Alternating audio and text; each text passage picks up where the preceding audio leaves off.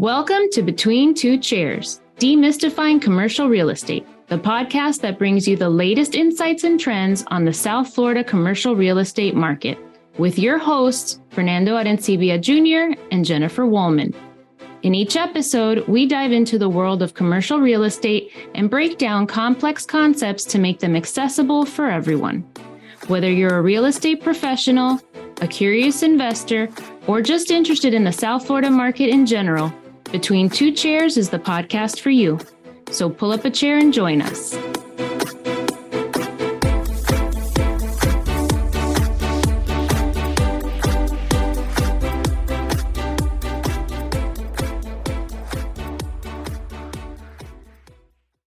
Welcome, everybody, to another episode of Between Two Chairs. My name is Fernando Arencibia Jr., and with me, as always, is the very fashion-forward Jennifer Woolman. Jennifer, say hi. Hi, everybody.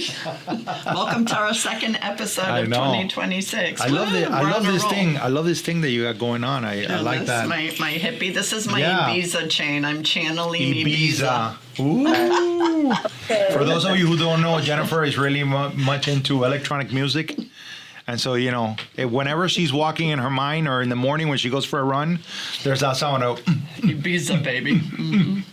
She's ready to go. Recently been actually listening to a lot more house music lately. There you go. 93.5 DJ Marco. What? No, okay, there's my shout out for the day. Well, you heard the sound of our very special guest. So, Jennifer, would you do the honors? Sure, I'd love to. So today we're very lucky and grateful to have Fernando Rosado and Vanessa Dueñas of Day and Night Septic and Grease Trap Company.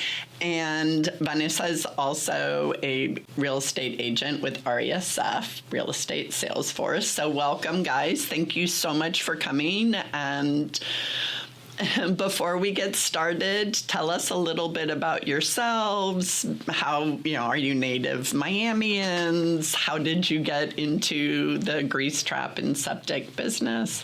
Born and raised Miami, Hialeah Hospital. Yeah, so I've been here all my life and know a lot of people here in Miami. Vanessa, I started with, actually her father and her uncle are the OGs. The original, all right, that started the company Day and Night. I started working with her dad and stayed with him for 2 years, and then I separated, bought my own truck. Now I have all my own clients. That's basically how I became an owner-operator, and that's how I got into the business. Thank you, my love. Thank you. And Vanessa. So we traveled a little bit. I am born in Mexico, but my parents are from Peru. I was raised in Peru. I was raised in Mexico. I was raised in Guatemala. I lived there for many years, but I've been here since 2003. So about over 20 years now. My dad, when he moved here, my uncle had already started working the septic business with Tropical. And when my uncle separated, my dad thought it was a great opportunity to venture with him. And honestly, it's one of those dirty businesses that I love. I can't get enough of. Every time that he would bring the truck over, I was always mesmerized. And when we were growing, when we had our first kid, my dad offered us the opportunity for that, I wasn't making a bunch of money. I was a pizza man. I like pizza. Yeah. We love pizza on the show. I was a pizza guy. Yeah, so he offered us the opportunity. And then after 2 years of working with him, he pretty much sold us his first truck that he had. And that's been our truck ever since. We recently purchased another truck. So that was, we're just growing, Yeah. Good. Well, there's definitely a need for it in Miami-Dade County. And it's funny because you said OG, and I'm thinking, wait, that's not part of FOG. I mean, it is part of FOG, but he means OG as in old guys, not as in oil and grease. So my brain kind of went split there. But so why don't you tell us a little bit about what you do, what your company does? Because just saying the title doesn't really explain the wide range of services. If you don't mind, I'll go first because I have the least interesting part in this company. right? I just get the clients. Okay. I work on getting the customers, admin stuff, and then I'm out there collecting money. Like, give me my money. Some would say that's the most interesting part. That's the most important. Yeah, but it's not the most funnest. Do I have fun stories? Yes, but we could get into those dirty stories later. But that's what I do. Operations manager and just client retention. And then me, I'm the driver / worker. Operator. Yeah. yeah. But yeah, basically what I do is grease traps, storm drains, and septic tanks. I also repair drain fields. I also, like if you need to repair a tank or things like that, if you need to do an inspection. So I do pretty much think underground plumbing. That's basically what I do. And mostly what I do is the maintenance part. I don't really do too many installations. I do get jobs here and there for installations of like a new septic system or a new drain field system. But like, for example, grease traps, it either has to engineer or a construction company or even certified plumbers that do that. And that's not us. We're a septic tank contract. Okay. So it's a little bit different. So if you want to do like an installation, it's different. Mostly what I deal with is the maintenance of it, cleaning out and any kind of small repair. So do you see a lot of septic? I'm thinking of a particular stretch of US 1 down south. Do you see a lot of septic tanks on commercial properties in Miami-Dade County? Not on commercial, but in residential areas, yes. Like Coral Gables, South Miami, Virginia Gardens, North Miami Beach, Hollywood. The other thing is, too, we do Miami-Dade and Broward County only. I don't go up to Palm Beach anymore. I used to, but it's takes my whole day away pretty much. But yeah, so now I just do Dade and Broward, and there's plenty of work here all over the place. Homestead also. Homestead is all septics, Redland, all those areas. But commercial, not too much. I mean, we have had some warehouses that have, septics that have, she asked have you seen commercial properties that have septic? And we've seen warehouses that have septic. Opalaka. One of the things that happens when a restaurateur is looking for a space, especially, a second generation space, is, there's a lot of uncertainty as to whether the grease trap that is there is actually going to be useful for them, and they would be able to get a certificate of use to use the same grease trap and all that other stuff. But let's first look at the actual inspection of a grease trap. And so what should a potential, tenant that is going to go into a space, when they inspect the grease trap, what should they be looking for? They should be basically looking for retention of like the water. Capacity, yeah. The capacity, making sure that... There's some restaurants that have tiny grease traps, right? And they think that the space is perfect for them, right? But perhaps they're going to increase seating capacity. But if you increase seating capacity, then you have to increase the size of the gallonage of the tank. So that's where Derm's going to come in and be like, all right, you want to have 45 people instead of 15 that you originally had, then you're going to have to get a whole new system. So you need to make sure that whatever you're going to do, if it's already second gen and you're okay with the size, try not to alter seating capacity. Unless you want to change the whole system. And if you're okay with that and you want to wait over, I don't know how many months for a permit. Talk to us a little bit, because I know that in 2017, I believe there was a change in the guidelines that Durham put out for the grease traps in Miami-Dade County. So that now it's a much more complex system. Can you give us a little background on, because I'm sure you've seen a lot of the old, systems, and now you're seeing ones that have, really, it's almost like 3 systems into one, right? And and it's huge, even though the capacity doesn't seem to be that large because it's a quick service restaurant. I know that those new systems are more complex. So if you could give us a little background on that, it'd be great. Yeah, sure. So before, you used to have just one single tank, and they would go by gallons, 900, 1,000, 1,500. It would fluctuate, right, depending on your seating capacity. Now, the way that they're doing it is they're having you install a solids interceptor, which is a small grease trap, normally about 250 to 275 gallons. Okay. Then after that, then you install a grease trap. So it's a solids interceptor that connects to a grease trap. that then connects to a third grease trap and then goes out to the city. It's connected to the sewer. So they also have a limited flow. Some of them will have smaller pipes, like some of them will have a 4-inch, some of them will have a 6-inch pipe. And so that limits your flow of water, of what could go out. And I understand that also the tenant, is required to clean it out at a much faster rate than they used to in the past. So from people that have installed that system, what I heard is that they never really maximize the use of the system just because of how often they have to clean it out. Supposedly it's like 25% capacity, right, with the new systems that you're supposed to clean out when they're at 25% capacity. Right. But then also that's very hard to Judge. Gauge. to judge and know exactly how much the grease trap is, how full it is, I guess you could say. Yeah. It'll get full in 1 day, 2 days, depending on your consumption of water. Because remember that it's a big tank and it just retains water. Once it gets to a certain level, then it'll drain out to the city. Or to the city sewer. Normally, we do them quarterly. There are some restaurants that have very big grease traps and they'll do it every 4 months instead of every 3 months.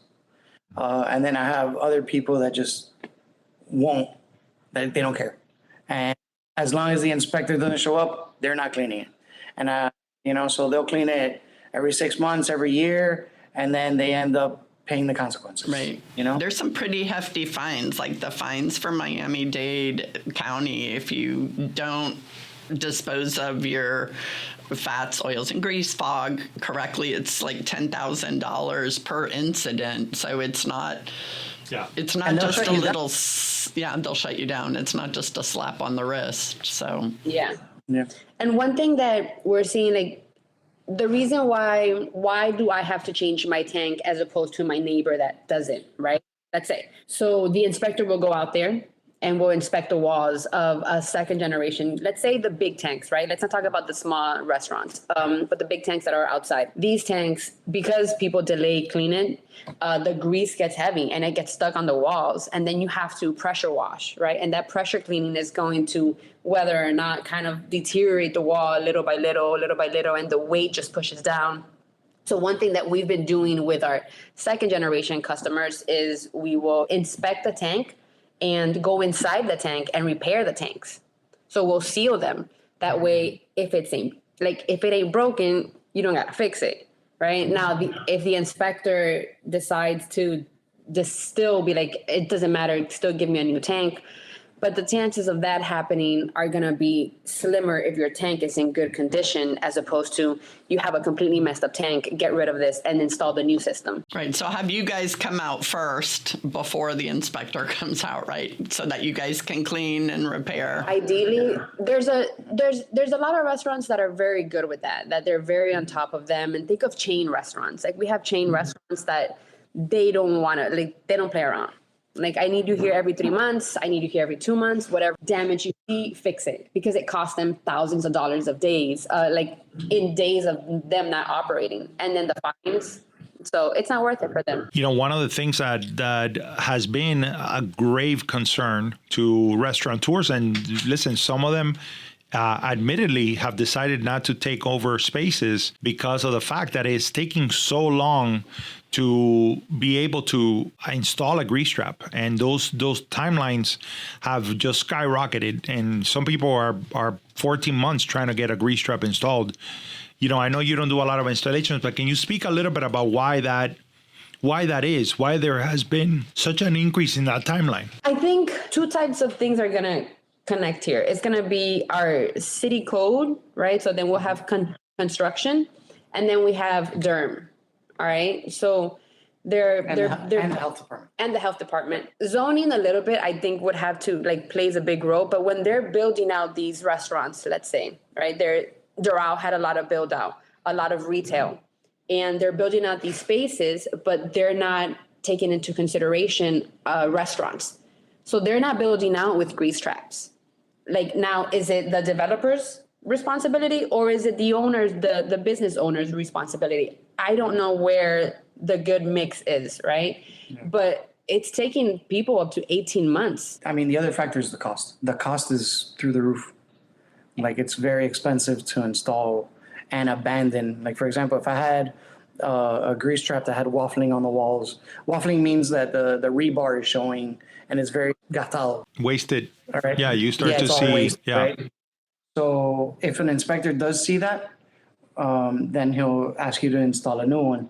But then you have to go to new code, right? So then you install all the separate grease traps, the solids interceptor, the grease traps, the sample port, like all the different clean outs and things like that.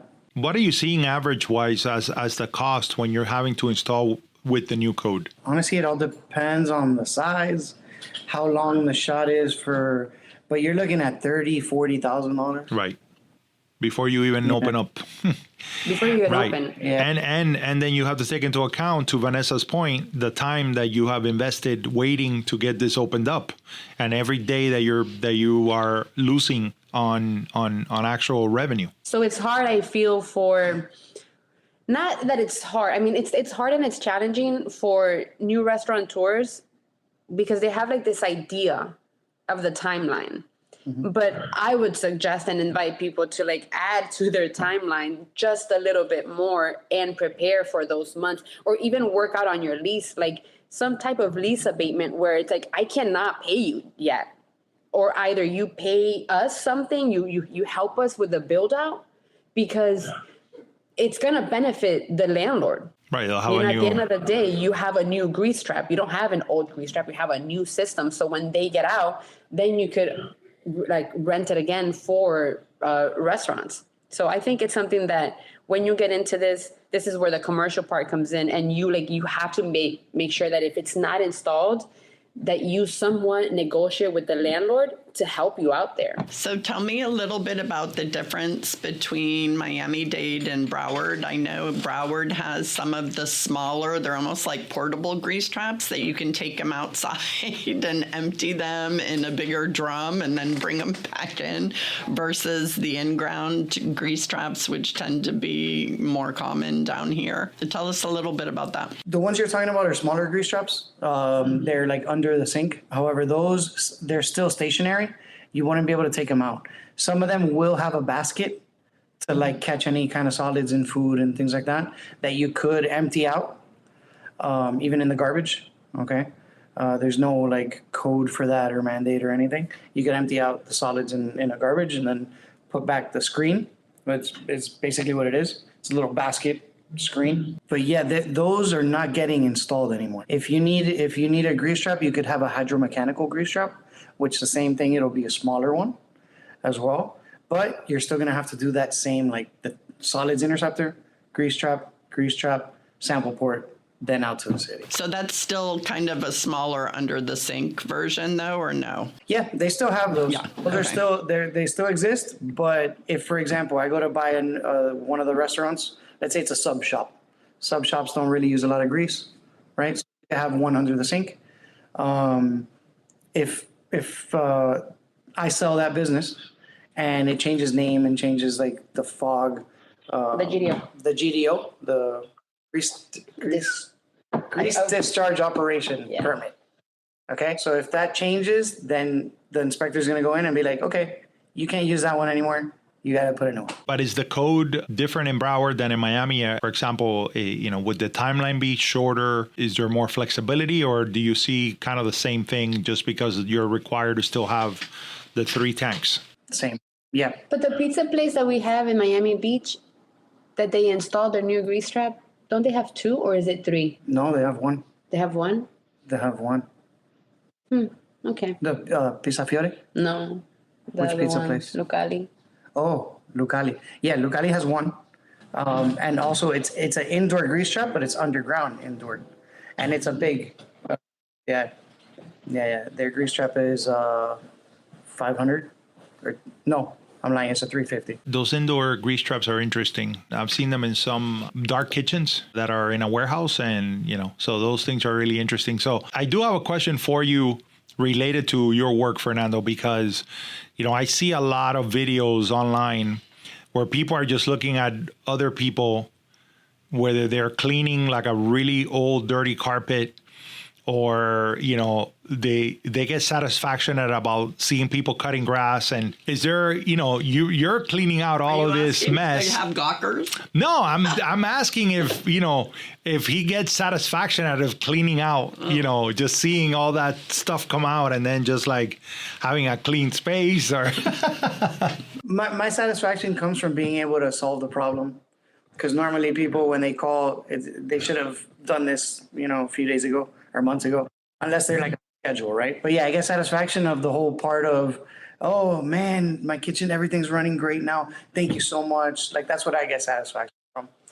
But when it comes to the she's the one who gets it. I know. I think that's. Like, oh, it's all clean. I think Vanessa was like, I'm jealous that Fernando gets to do that job. You know, I got the boring part. I got to get the clients and make them and bring in the money. One of my favorite parts when I help him is when we have to water jet the pipes and there's grease buildup and we pull the grease out and it just comes out like this glob of grease. I know. I love it. Yeah. And he's like, you're so gross. I got to know what it is. No, you're just considering yourself kind of like a heart surgeon who's cleaning out the plaque in the arteries or something, you know? It's satisfying because then all of a sudden, like once you get the grease out or whatever's blocking it, then the water just whoosh, rushes in and I'm like, I know. Yeah. You got to love it. You got to love it. We did it. I once was in a property and they had to clean out it was actually an indoor thing. They had to clean it out. When they opened it up, I mean, it hadn't been cleaned in years and it was just solid. I was like, man, these guys are never going to get this clean. This is going to be a mess, you know, and all that stuff. But once they got that big part out and everything was cleaned up, there was like, actually, this is in pretty good shape. So I was like, all right, save the deal. That actually happened to us a couple of weeks ago. We did a septic tank and he's like, I need your help. And I get there and the house hadn't been pumped in 20 years. There was solid to the top. I've never seen that. And we've been in this for years. Like I've seen it where it's solid, but you still have some water, right? So it's kind of muddy. But this is like I have a video on my Instagram. You put the shovel on the top and it just stays right there. Yeah. It just stays right there. It was completely full of solid. I think, honestly, if I would have stood on it, it would have held me up. Yeah, it was so bad. It's supposed to be like 90% water, you know? And then, no, but this thing was 20, 30 years that they didn't clean it. It's horrible. We took, 3 hours to clean it? It was 4. 4 hours? 4 hours. We took 4 hours when normally I take about 30 minutes because my truck will pump 200 gallons per minute, right? So I pump fast, right? And with the pressure cleaner. And pressure washer, oh my God. It's the worst house I've ever done, honestly. It's the worst one. But yeah, clean your tank every 3 to 5 years if you have a septic tank. Okay, that's my recommendation. Between 90 days for grease trap. Yeah, 90 days for grease trap every 3 months. If you could do it quarterly, great. I mean, if your business is slow or whatever, we obviously understand, right? But code-wise and like rule of thumb, every 3 months. Well, and I don't know how many people actually do this, but you're supposed to get both, you know, Miami-Dade County requires that a seller or lessor disclose the fact that there is a grease trap and everything else. So if you're a tenant rep, you know, and you're repping a restaurant or a cafe or a hotel or a hospital or a school or any place that has like a kitchen, make sure that you get that disclosure, because, you know, they might not be aware that they need to provide it. So, and that goes to the county. The thing done, we have to report every time we haul, right? So the restaurant also, or whoever has the GDO, also has to report it. The reports are going to have to match. So when they see that we do something, but they don't, and they're not doing their part, that's where I feel inspector would be like, wait, these people haven't gone. But like on our report, it shows that we did do it. So, because we can't go to the facility and dump without reporting what we're dumping. And where it's coming from. So you always have that connection. You have a chain of custody for the grease. Okay, so now let's get into what's probably Vanessa's favorite part. What are your horror stories? What have you seen, especially in grease traps, that could have been prevented, or things that you've learned that now you have your tenants or sellers or buyers look for, etc.? Let's see. The horror stories, I think I'm going to go with multifamily. These people, they hadn't done it. And the thing with multifamily, the bigger they are, like just think of how much solids are going into these stuff. The one with Joseph. And the thing is, people flush wipes. Yeah. People flush wipes. I've found so many things. I found underwears, socks, whole shirts. I found weaves. I found Yeah, so many. These are in septic. Oh, yeah, this is in septic, but tanks. this is the, what's the one that we do in Joseph's? a lift station. A lift station. Oh, we also. Oh, a lift station. Lift Yeah. station. So with multifamily, you're gonna get like that lift station, right? So the lift station, a lot of people think because the flow of water going out, it's big because you're going to the sewer. You think, oh, I'm good. But when that decides to get backed up, and all your tenants are complaining, you're gonna get health out there. You're gonna get city, like it's a mess. So I think someone that you did that was crazy that they shut down all the customers, all the tenants were complaining. My dad went, Memo went, there was shit coming out everywhere. The parking lot, Yeah. it was bad. So basically, this was one of those situations where they had a septic tank on a apartment building, and there was over 100 doors at this apartment building. And they had a very big septic tank, but the drain field collapsed and the drain field didn't work anymore. So everyone on the first floor, remember all this works with gravity? So everyone on the first floor is suffering, right? They're having A shitstorm. Yeah, they're having black water. This is the one I chose to. Sorry, Yeah. But editor might have to bleep that one out. Yeah. they're literally not being able to use the bathroom, and at the same time, the people on second, third, fourth floor, they were fine because everything goes down. So they were completely fine. So all of their shit was going down to the first floor, and this flooded the apartments. I mean, I think it was on Telemundo.